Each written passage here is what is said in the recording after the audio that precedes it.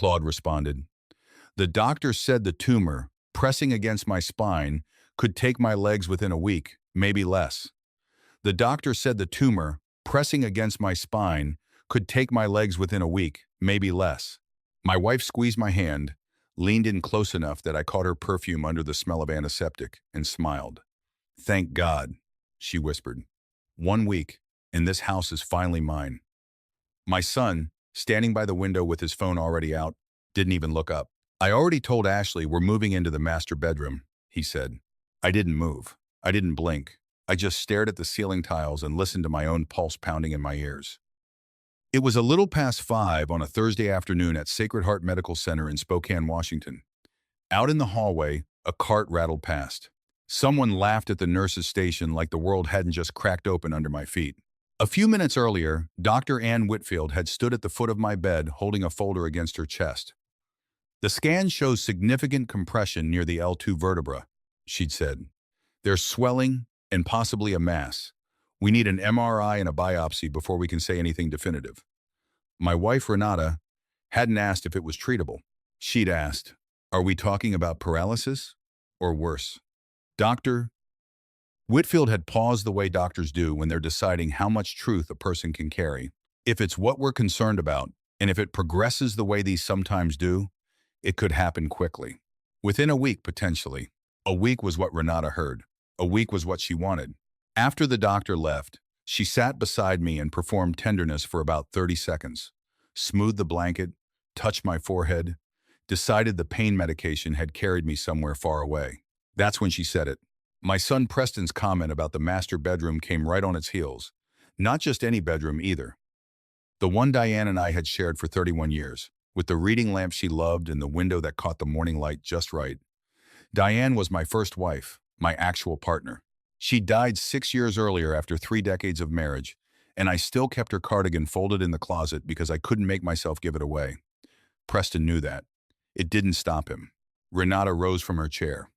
Let's let him rest, she said, and the two of them stepped into the hallway. The door didn't latch all the way. I already called a real estate agent, Preston said, voice low but not low enough. Not yet, Renata answered. We wait until after. It'll look strange otherwise. What about his stuff? The tools, the workshop? Donate it. Or sell it, I don't care. That workshop's been an eyesore for years. Preston laughed, quiet and satisfied. And the boat? Sell the boat first. It's the easiest thing to move. Their footsteps faded down the hall. I looked at my right hand, the one Renata had been holding less than a minute before. It still felt warm from her grip. That was the part I couldn't get past, how a hand could stay warm when the person it belonged to had gone that cold. I was 63 years old. I'd built Callahan Fine woodworking out of a one-car garage, a second-hand table saw, and $8,000 I'd borrowed against my truck. By the time I stepped back from daily work, we had 3 retail showrooms across eastern Washington and a client list that included half the custom home builders in the state. I wasn't rich by the standards of people who fly private, but I'd done well, and I still held controlling interest in the company.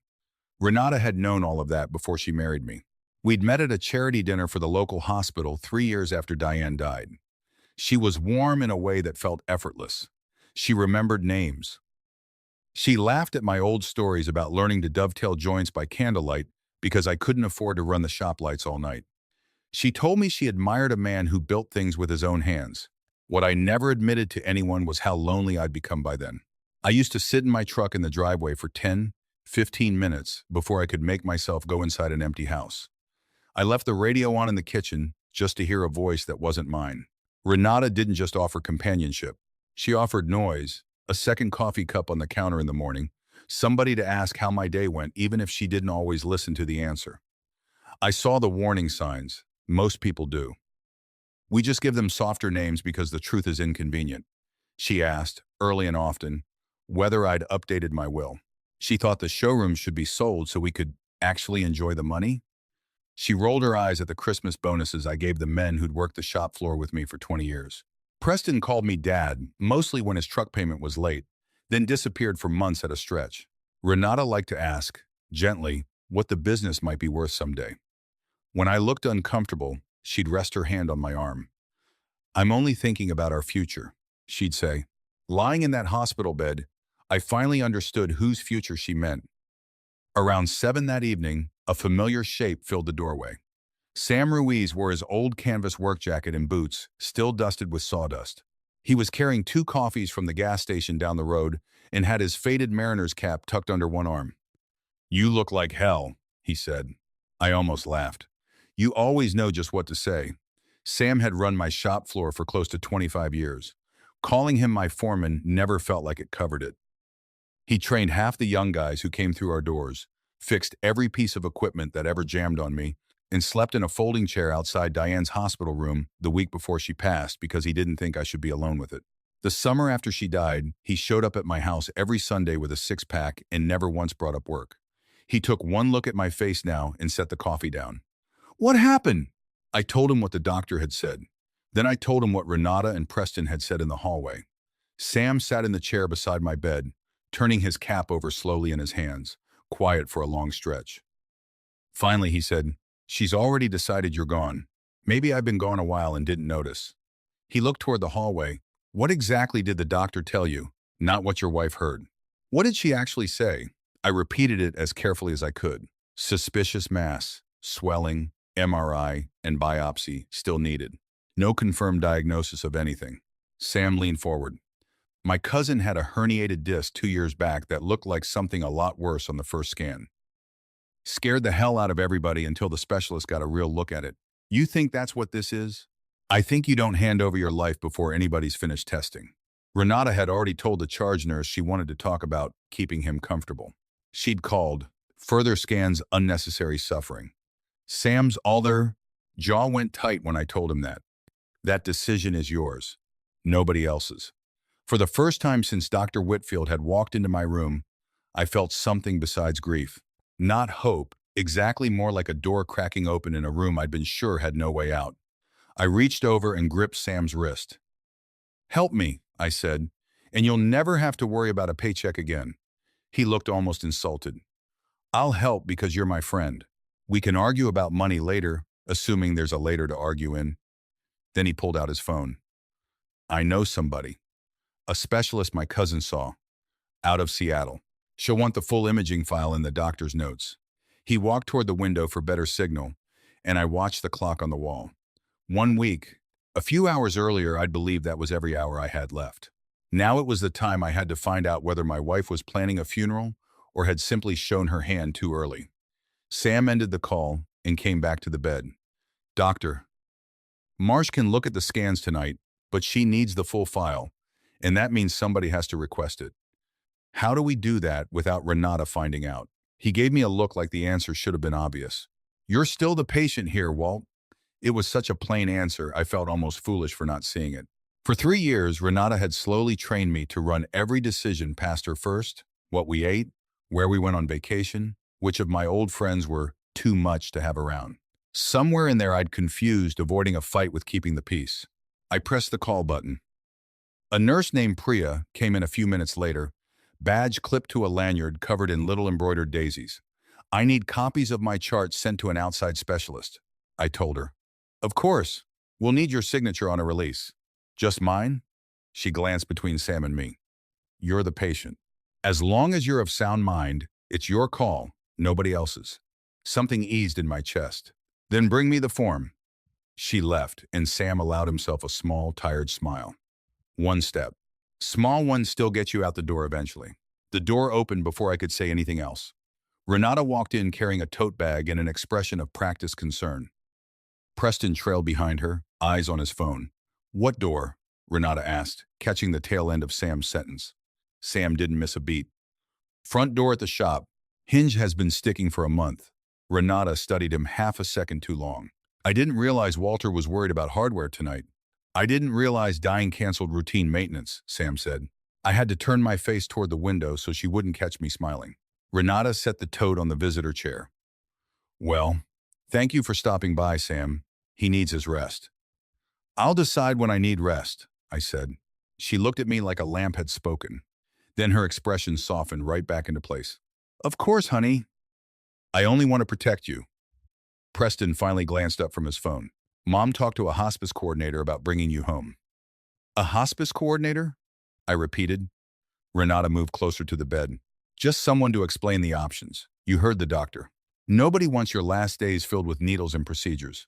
My last days. She said it gently, like wrapping the words in cotton made them kinder. I haven't even had the biopsy, I said. Her mouth tightened. The doctor was fairly clear. She was concerned. That's a different thing. Nobody spoke for a moment. Then Renata touched my shoulder. You're scared. I understand. I looked at her hand. No, I don't think you do. Priya returned with a clipboard. Renata turned toward her immediately. What's that? A records release. For what? I answered before the nurse could. A second opinion. Renata's face changed so fast I might have missed it if I hadn't been watching for exactly that. The concern dropped away, and something harder showed underneath for a half second before the mask slid back into place. Walter, do you really want to put yourself through all that? I want another set of eyes on the scans. Seattle's 4 hours away. They can review digital files. Distance doesn't matter. Preston lowered his phone. Why bother if they already know what it is? They don't, Sam said, standing up. Renata turned on him sharply. This is a family conversation. Sam set his cap back on his head. I am family. That ended the discussion cold. Renata's cheeks colored. Preston rolled his eyes and went back to his screen. Priya studied the floor like the paperwork needed her full attention. I signed the release. My hand shook, partly from being weak and partly from the knowledge that this was the first real decision I'd made in years that hadn't gone through my wife first.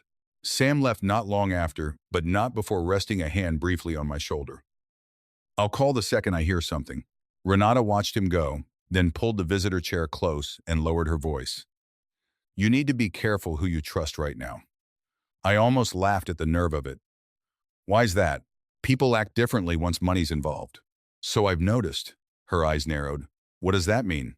Nothing. I'm tired. I closed my eyes. She stayed another 10 minutes, watching, waiting to see if I'd explain myself. I didn't. The next morning, she arrived early with coffee, a laptop bag, and a folder of documents. To anyone walking by, she looked like devotion itself. She fixed my breakfast tray, chatted sweetly with the nurses, posted a photo of our clasped hands online asking for prayers. Then she opened the folder.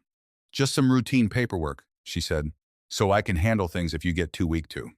I looked at the first page. Durable power of attorney. The second gave her broad access to our joint accounts and the business accounts besides. The third let her speak to the company's accountant on my behalf. Routine paperwork. I let the pages rest on the blanket. I'll have Diane review them. I meant Diane's old attorney, a woman named Diane Foster who'd handled things for us since before my first wife passed, but the name still caught in my throat a little every time. Renata's smile stayed fixed while the muscles around it tightened. You don't need to drag outside people into this. I've been managing our life for 3 years. She's not outside anything. She's been my attorney for 2 decades. Preston, sprawled on the window bench scrolling real estate listings, spoke without glancing up. Mom's trying to help you. Then she won't mind Diane looking them over first. Renata picked the folder back up. You're not thinking clearly right now. That sentence scared me more than I wanted to admit, not because it was true, but because I understood how useful it would become to her if she said it often enough to enough people. When Renata went down for lunch, I had Priya find the hospital social worker to document that I wanted control over my own care decisions. Then I called Diane Foster from the bathroom with the faucet running so Preston wouldn't hear through the wall. She picked up on the second ring. Walter, tell me everything, slowly. Her voice sharpened the moment I described the paperwork Renata had brought in. Don't sign 1 page of it, she said. I wasn't planning to. I need your doctors documenting in writing that you're alert and competent. I'll also pull every authorization Renata's already got on file just to see where we stand. Can you get out here? I'm already grabbing my coat. She paused. Walter, are you safe in that house? I looked at the locked bathroom door. I honestly don't know. That afternoon, Dr. Leah Marsh called from Seattle. She'd reviewed the images. There's definitely an area of concern near the L2 vertebra, she said, but I don't agree the imaging alone supports jumping straight to a terminal read. So what is it? It could be an inflammatory mass tied to an old disc injury, possibly infected. We won't know until we get tissue. I want a biopsy and an MRI with contrast, and I want them fast. I gripped the phone tighter. Renata had wanted me home without any of that. How soon? Today, if your hospital team signs off. The biopsy happened that evening. Renata was furious about it and disguised the fury as fear the whole time. "You're putting yourself through pain for nothing," she said as they wheeled me out. "What if it changes nothing? Then at least it'll be my answer, and not somebody else's." 2 days later, Dr. Whitfield came in with Priya and closed the door behind them. Renata had gone home to shower. Preston was downstairs getting coffee. "Doctor," Whitfield sat down. "The biopsy came back clean. No malignancy." I stared at her. She kept going.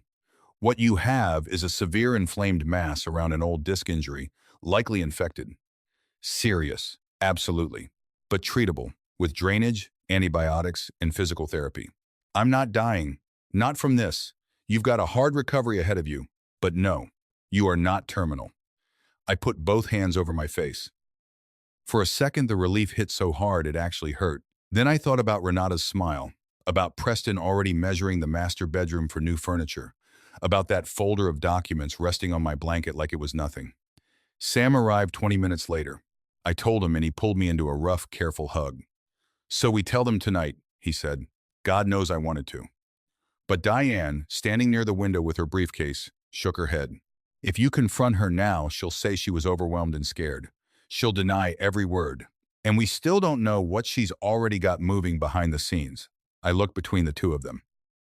"I don't want to spend whatever time I have left playing games." "This isn't a game," Diane said. "It's protection." I sat with that a long moment, then asked Dr.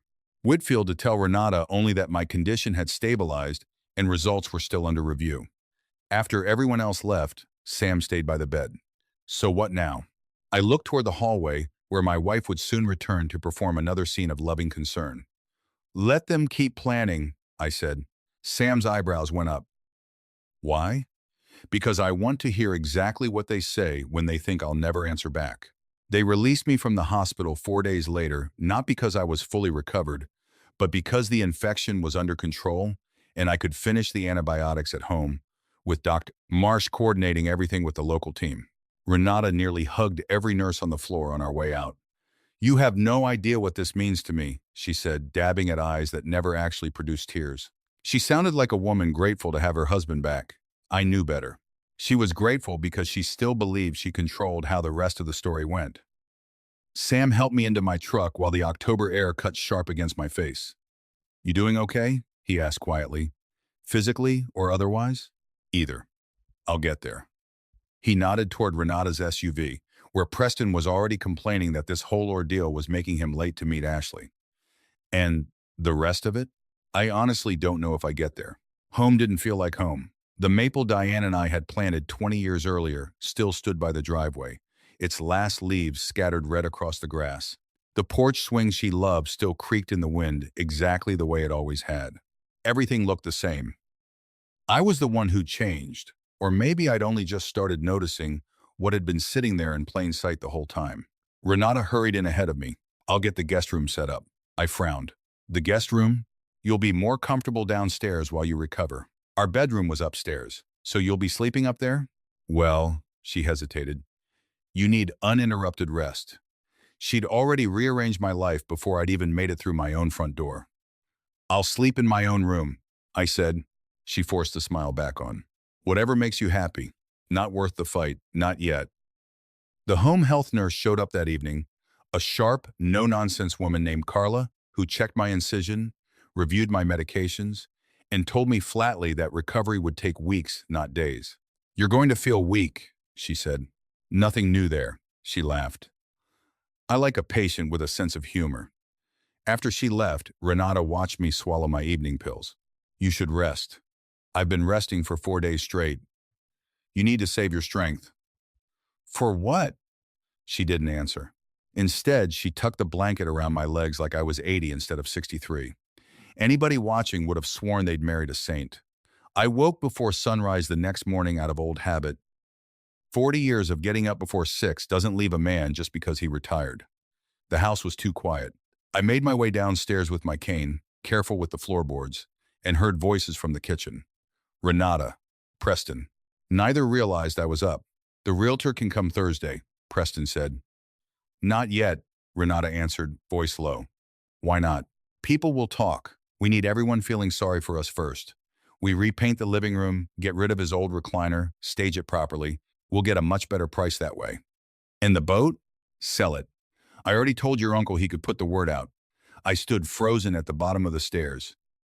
Diane had helped me pick out that boat the summer before she got sick, had sat in the bow with her sun hat while I figured out the trolling motor, laughing at how bad I was at it. After she died, I couldn't make myself take it out on the water for almost 2 years. Now Preston was arranging its sail before I was even supposed to be gone. I turned around and went back upstairs before they could see me. For the first time in my life, my own staircase felt like enemy territory. That afternoon, Sam showed up carrying a toolbox, officially there to fix a cabinet hinge, unofficially there to check on me. Renata greeted him with a smile so sweet it had teeth in it. "Sam, we really don't need any work done right now." He looked around the kitchen. "Cabinets don't wait on funerals." I had to look away so she wouldn't catch me smiling again. "Well, thank you anyway," she said. Sam spent an hour puttering with tools that didn't need fixing, then knocked on my bedroom door. "Mind if I check that drainage pipe out back?" Renata answered before I could. "Go ahead." She had no idea we'd used that exact excuse 100 times over 25 years whenever we needed 5 private minutes. I made my way out to the back deck. Sam pretended to examine the gutter. "Diane's been busy," he said quietly, not looking at me. "Busy how?" She found 3 separate things Renata's tried. Called the bank asking what happens to account access if a spouse dies. Called your insurance broker asking who gets named if something happens to you. Asked your accountant for a copy of the business valuation. I gripped my cane tighter. "She's moving fast. She's been moving for a while. You just weren't looking. Did any of it go through?" Sam finally looked at me. "Not one thing. Diane's had every door locked before it opened." I let out a slow breath, the first real relief I'd felt since coming home. That evening, Diane came over with a grocery bag, making it look like a social call. Renata welcomed her politely. "Walter's been wanting company. I've been wanting somebody's homemade chili, if I'm honest," Diane said, which might have been the most natural lie I'd heard all week. After dinner, Renata went upstairs to shower, and Diane spread folders across my desk. "Here's where things stand," she said quietly. "Every doctor's documented you as alert and fully competent. I've revoked every financial authorization she was pushing you to sign. What about the ones she already had? You never actually gave her broad authority to begin with. You were more careful than you remember being." I nodded, worn out. "Lucky, I guess?" "Not luck. Instinct." She opened another folder. "I also want to talk about moving the business into an irrevocable trust before the divorce becomes unavoidable." The word landed harder than I expected. Divorce. I hadn't said it out loud to myself yet. "Not really," Diane noticed. "You don't have to decide tonight." I think I already have. The next week settled into an uneasy rhythm. Morning nurse, medication, physical therapy, visitors, then me pretending to nap while Renata wandered the house, making calls she thought I couldn't hear. I learned more in those fake naps than in 3 years of marriage. She wasn't cruel in any dramatic way. She was practical about it, almost clinical, the way people talk about replacing a roof. Necessary, inconvenient, manageable. Somehow that made it worse than if she'd screamed at me. One afternoon, Preston brought 2 friends over to see the boat in the driveway, hitched and ready for a buyer. One of them whistled. "Your old man kept this thing spotless. He babied it," Preston said. "Lucky you. I'll probably sell it and finally take that trip to Cabo." "You think that's what he'd want?" Preston laughed. "He won't care." Those 3 words followed me around for days. He won't care. Dead men don't care. Maybe. But I wasn't dead. Not yet. A few days after that, Sam came by with a small rosemary plant and set it by the back steps without a word. Renata barely noticed it. I did. Rosemary had been our old signal since I was still running the shop floor, meaning progress, meaning almost there. The paperwork on the trust was nearly done. As he loaded his tools back into the truck, he glanced toward the kitchen window where Renata stood on the phone and tipped his cap slightly. Not a smile. Just enough to say we're close. That night, rain tapping the bedroom window, Renata climbed into bed beside me for the first time since I'd come home. She rested her head on my shoulder. "I've been thinking," she whispered. "About what?" "We should have everyone over Sunday, so your friends can see you, just in case." I stared into the dark. Just in case. She wanted witnesses. A final memory to point to later, maybe even sympathy stacked up ahead of a funeral that wasn't coming. That sounds like a good idea, I said. She kissed my cheek. I knew you'd understand. When her breathing settled into sleep, I lay awake listening to the clock in the hallway strike midnight, one slow chime after another. Not counting down to my death anymore. Counting down to the day the truth finally walked through my own front door. By Sunday morning, the whole plan nearly came apart. Diane arrived at 8 with a briefcase and 2 coffees, coming in through the side door so Renata wouldn't spot her from the upstairs window. Sam was already in the kitchen pretending to fix a hinge that didn't need fixing. "This needs a notary," Diane said, pulling out the last document. "And the bank still hasn't confirmed the new signing authority." "How long?" "Could be an hour. Could be Monday." "Monday's too late." Sam glanced toward the ceiling, where Renata was upstairs getting ready for what she kept calling my gathering. Diane lowered her voice. "Walter, we can push this back. You don't have to do it today. I'm not waiting. Your blood pressure was high yesterday." "I know. And once this is signed, there's no putting the marriage back the way it was." I looked down at the papers. That was the sentence I'd been avoiding. Not because I wanted Renata back, I didn't, but because ending a marriage, even a bad one, felt like admitting I'd failed twice. Once by trusting the wrong person, and again by staying long enough that she thought she could manage me. Sam closed the cabinet door he'd been pretending to work on. "You don't have to humiliate her," he said. "Just stop her from telling everyone her version of things after you're supposedly gone." "I'm not going anywhere. She doesn't know that yet. That's the whole point." At 9:30, a mobile notary named Francis Delgado pulled into the driveway in a gray sedan. Diane introduced her as an old client dropping off paperwork. We signed everything at my desk while Renata supervised flower deliveries in the living room. My hand shook badly enough that Francis paused. "Would you like a minute?" "I'm fine." She studied me anyway. "Tell me in your own words what you're signing." I explained the employee ownership transfer, Sam's stake in the company that he'd more than earned, the trust, and the removal of Renata from any authority over the business. Francis nodded. That's all I needed to hear. By 10, it was done. At 10:15, Diane's phone buzzed. She read it and looked up at me. "Banks confirmed." Sam let out a breath. So did I. Carla, the home health nurse, showed up a few minutes later and took my blood pressure. 170/92, she said. "That's not a number I like. I've got company coming. You've got stress coming." "That too." She looked at me hard. "Whatever you're planning, keep it short." I never did figure out how she knew. By noon, cars lined both sides of the street. Renata had gone all out.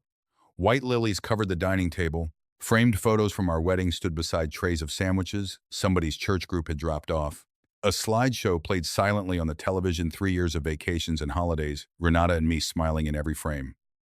Diane wasn't in a single picture. Neither was the early history of the shop, the years I'd actually built something.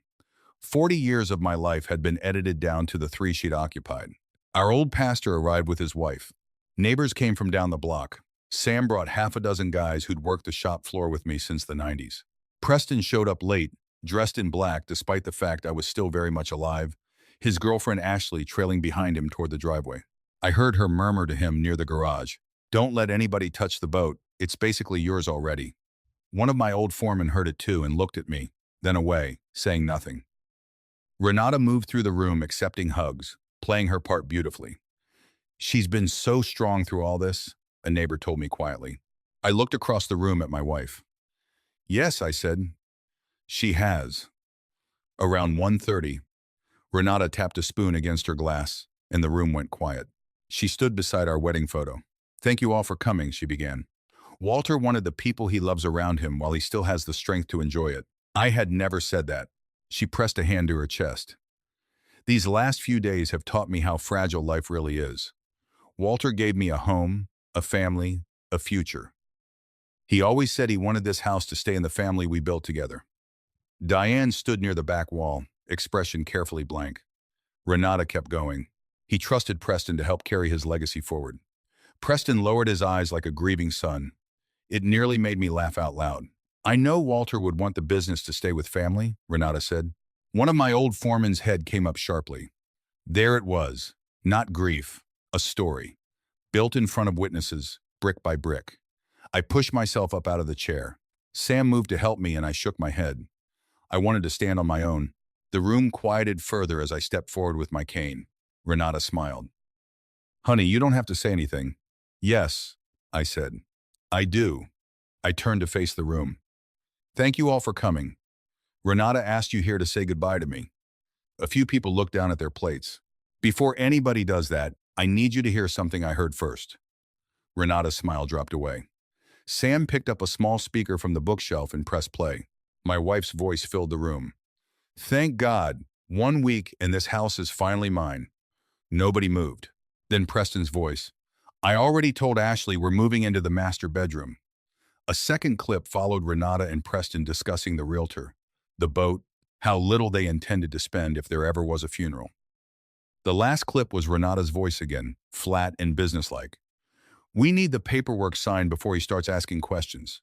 Sam stopped the recording. The silence afterward pressed against the walls like something physical. Renata recovered first. This is disgusting, she said. You recorded private conversations. I recorded conversations I was standing right there for, I said. And Sam remembers what was said in front of him just fine. You were drugged, confused. Diane stepped forward. Walter was evaluated by 2 separate physicians. Both confirmed he was fully competent, in writing. Renata pointed at Sam. He put you up to this. He wants your money. One of my foremen spoke up from near the fireplace. Then why'd you call me last Wednesday asking what the shop was worth? Every face in the room turned toward her. Renata opened her mouth and nothing came out. Our old pastor folded his hands. You invited us here to honor Walter, he said quietly. Let the man finish. Preston pushed through the crowd. You promised me that boat. I said someday we might take it out together. That's not the same thing. It is to me. His face twisted.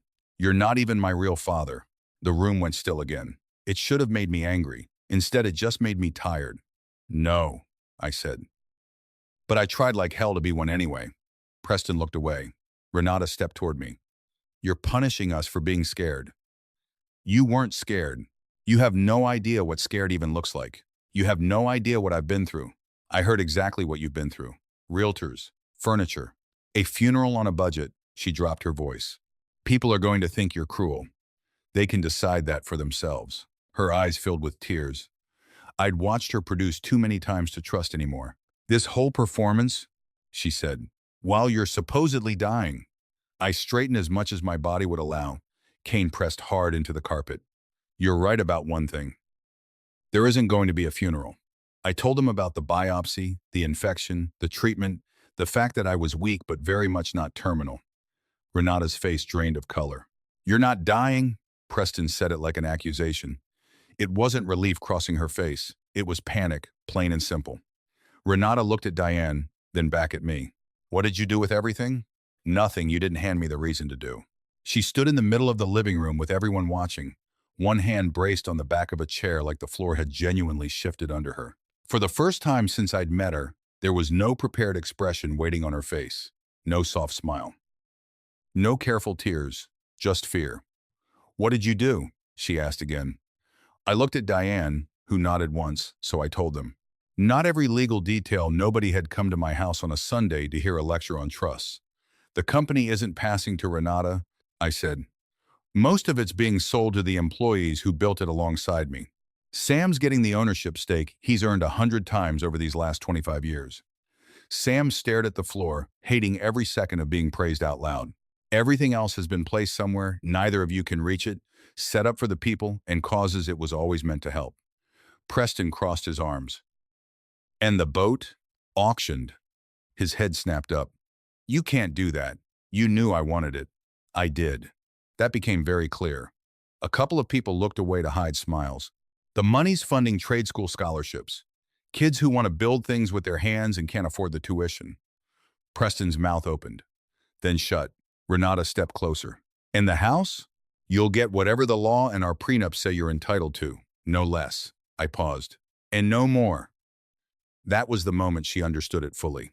I hadn't left her with nothing. I hadn't hidden money or done anything a court would need to undo. I'd simply stopped rewarding her. There's a difference, and she felt it land. Renata looked around the room like someone might step up to defend her. Nobody did. That seemed to hurt worse than anything I'd said. She grabbed her purse. Come on, Preston. He didn't move. What about my things? We're leaving. For where? I said we're leaving. They walked out together, and the front door slammed hard enough to rattle the wedding photo on the side table. Sam glanced at it. Loose hinge, he said, and a surprised laugh moved through the room, the first honest sound anybody had made all afternoon. The weeks after weren't clean or satisfying, because real life rarely ends the moment the villain walks out the door. Renata hired a divorce attorney within 2 days. She told mutual friends Sam had manipulated a sick old man. She pushed for another mental capacity evaluation, questioned whether I'd understood a single document I signed. So I sat through the interviews. Same questions, over and over. What day is it? Who's the governor? Can you describe your assets? Do you understand what divorce means? I wanted to say I understood the consequences of divorce a hell of a lot better than I'd ever understood the consequences of marrying the wrong person twice, but I kept that to myself. My doctors backed me. The notary's notes backed me. Diane had documented every decision along the way. The recordings mattered less as proof of any crime, and more because they made it nearly impossible for anyone to believe Renata's story of devoted concern. Still, the process wore me down. Some nights I considered just paying her whatever she wanted to make the calls stop. I said as much to Diane over the phone one evening, sitting at the kitchen table surrounded by legal envelopes. I could just give her more, buy some peace. No, Diane said. You'd be buying her silence. That's different. I looked out at the bare maple branches. What if I'm just being stubborn? You're allowed to protect what you spent 40 years building. That sounded simple. It wasn't, not really. Men my age get taught that providing means never shutting a door, even when someone's been carrying pieces of your life out through it for years. The divorce took almost 5 months. Renata got the share of marital property the law and our prenup entitled her to, and time enough to clear her things out of the house. In exchange, she gave up any claim on the business, the employee ownership plan, the trust.